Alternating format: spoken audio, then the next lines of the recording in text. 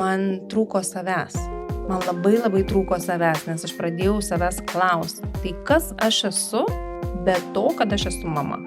Ateina laikas, kada labai daug pagaunu save galvojant, tyriant tai, kas buvo tada, kas iš to išsivystė, kur tas nuvedė. Ar šitam pasaulyje mes esame biškai praradę tą pasitikėjimą kitom moterim.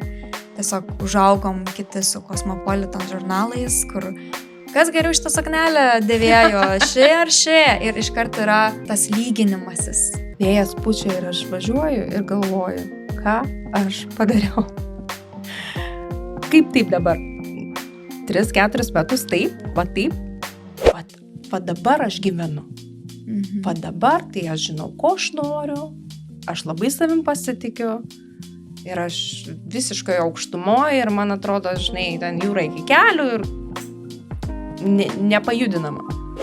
Sako, kai žmogus pasiekia tą ribą, kad jau nebegaliu, tai yra tik 20% tavo energijos išnaudota, tu gali kur kas daugiau. Man atrodo, tiek kelionės, tiek kažkokios praktikos, kai mes einam kažkur nepatogu, ypač savo emocinę būseną, susijungiam.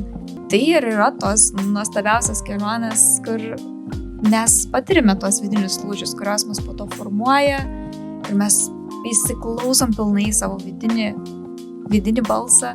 Va čia tas lūžis, ta žvaigždelė suspindėjo, kad aš turiu tuo gyvenime vadovautis. Aš turiu matyti gerus dalykus, gana skųstis, gana dejuoti. Žiūrėkime į šviesą pusę.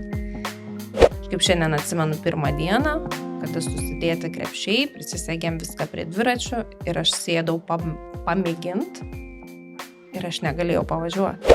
Aš galvoju, kad yra didžiausia dovana, ką galima patirti, keliaujam taip, dėl to, kad vabaliukas nepraeina keliu, tavo nepastebėtas. Pasaulis sulėtėja ir tu jį matai tokį, koks jis yra iš tikrųjų. Lietuviška mokykla tai ne būrelis, kur vaiką numeti, kad taptų lietuvis. Turi jį mokinti, puoselėti lietuvybę, tradicijas namuose. Tas žmogus, kuris tau yra blogas, piktas, žinai, ta bulinimo, ta kultūra dabar tokia, ypač tarp vaikų tas labai ryškiai matosi. Tas žmogus kovoja su savo vidiniu didžiuliu skausmu. Ir jis tau būna piktas dėl to, kad jis nežino, kaip su to susitvarkyti.